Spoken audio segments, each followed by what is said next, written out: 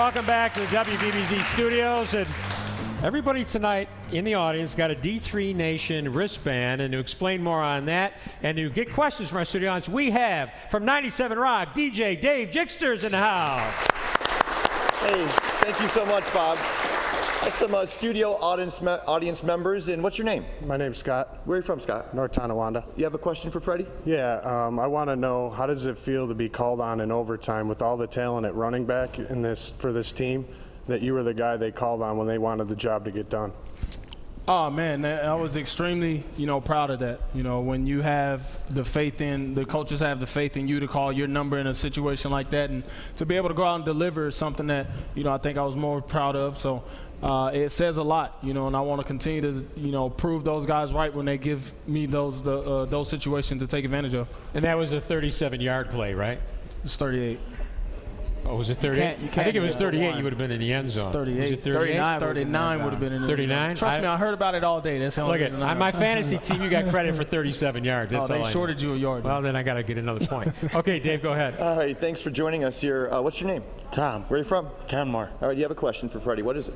How much longer do you think you could play at this level in the National Football League? Hopefully another decade. Yeah, as long as I can. I think I have a good solid 3 years left in me, and it's just on me to continue to produce, and if I'm able to do so, I think I can stick around for at least 3 years. Man, after yesterday's game, I certainly hope so, Freddie. Hey, nice shirt. What's your name? Jim. Where are you from? East Aurora. What's your question for Freddie? Freddie, after the new video coming out on Ray Rice, just want to hear your take. There's no place for that.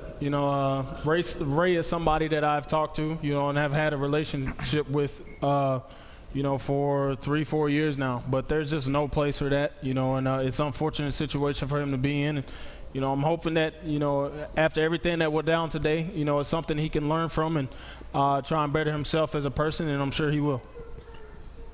What's your name? Chris. Thanks for joining us today, Chris. Say hello to Freddie. What's your question for him? What was going on in your mind when you stiff-armed that guy? Initially, the first one I was like, yes, I got him. And then he came back and I was like, yes, I get to get him again. So, it was just one of those things that, you're extremely proud of when you see it.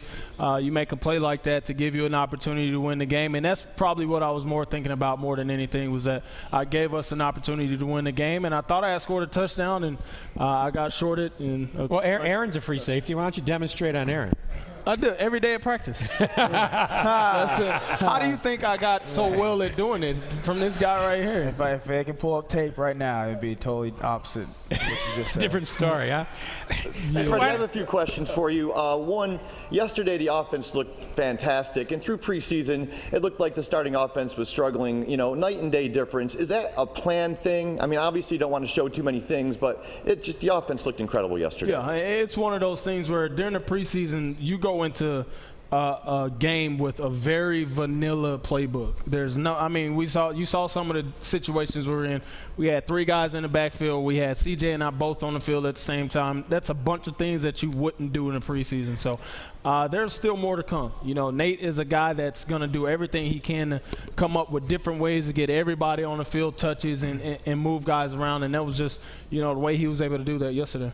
Man, I hope so. That was just so much fun to watch yesterday. And another question is, my good friend at 97 Rock, JP, is also the public address announcer inside the stadium, and he's really looking forward to introducing you Sunday in front of 73,000 crazy fans. What goes through your mind when you run out in the field and before the game? That is what it's all about, and I'm sure Aaron can speak of it too.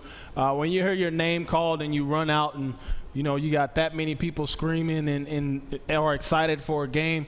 That's what motivates us, and that's one of the things why they say home field advantage, because when you get to come home and you have that many people behind you, it just does something to you that makes you want to perform well.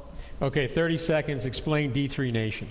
It's just something that I've always been proud of, and ever since I played football, professionally, I was one of the only Division III athletes, wherever I was, and I wanted a symbol, that I could walk around and see, everybody who went to a Division III school and can be proud of, and we want to do some things where you can follow us on Twitter at D3_Nation, and, the website D3-Nation.com. Is an opportunity for us to give scholarships to some D3 athletes. So that's something else we wanted to do. We can't get athletic scholarships, and that's something that I wanted to do. Okay, we'll be back to wrap up the Fred Jackson Show right after this.